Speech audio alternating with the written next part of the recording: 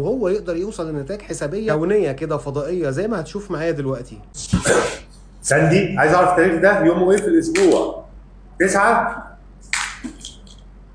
11 1946.